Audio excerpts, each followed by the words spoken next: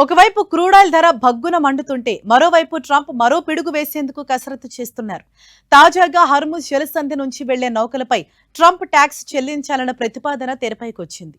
Hormuz జలసంధిలో రవాణా నౌకలకు రక్షణ కల్పించేందుకు 20% టోలు చెల్లించాలని ట్రంప్ ప్రతిపాదించారు. ఈ ప్రతిపాదన అమలైతే చమురు ధరలు భారీగా పెరిగిపోవటం ఖాయమని ఆర్థిక నిపుణులు అంచనా వేస్తున్నారు. ట్రంప్ ప్రతిపాదన ప్రకారం ఒక్కో ట్యాంకర్పై $30 మిలియన్ అంటే మన కరెన్సీలో 287 కోట్ల రూపాయలు చెల్లించాలి. ఒక్కో ట్యాంకర్ సామర్థ్యం 20 లక్షల బ్యారెళ్లు ఉండగా దాని మొత్తం విలువ దాదాపు 160 నుంచి 165 మిలియన్ డాలర్లుగా ఉంటుంది.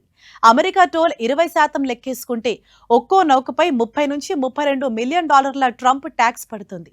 ఇదే జరిగితే ప్రస్తుతం ఉన్న బ్యారెల్ ధర 85 కాస్త దాదాపు $120లకు చేరుతుంది. ఇప్పటికే క్రూడ్ మంటలతో సతమతమవుతున్న ప్రపంచ ఆర్థిక వ్యవస్థ ట్రంప్ ట్యాక్స్ అమలైతే మరింత కుంగిపోవటం ఖాయమని ఆర్థికవేత్తలు చెబుతున్నారు. మరోవైపు ట్రంప్ ప్రతిపాదించిన 20% టోల్పై భిన్నాభిప్రాయాలు వ్యక్తమవుతున్నాయి. అమెరికా తన మిత్ర దేశాలతో టోల్ వసూలు చేయటంపై చర్చించిందా లేదా అనే అంశంపై ఇంకా స్పష్టత లేదు. దీనిపై వైట్ హౌస్ నుంచి కూడా ఎటువంటి వివరణ రాలేదు. ఇక ఇప్పటి వరకు హర్ముజ్లో ఒక్కో నౌకపై ఇరాన్ $2 మిలియన్ అంటే సుమారు 19 కోట్లను వసూలు చేసింది.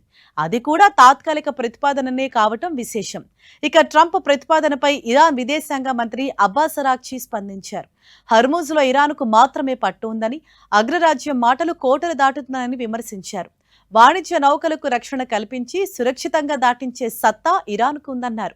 అందుకే ఆ సేవలకు కొంత సొమ్ము తీసుకుంటున్నామని, అమెరికా ప్రతిపాదించిన 20% ట్యాక్స్ చాలా ఎక్కువని, తాము మాత్రం సముచితంగానే ఛార్జ్ వసూలు చేస్తామని ఇరాన్ విదేశాంగ మంత్రి అబ్బాస్ అరాగ్చి అన్నారు.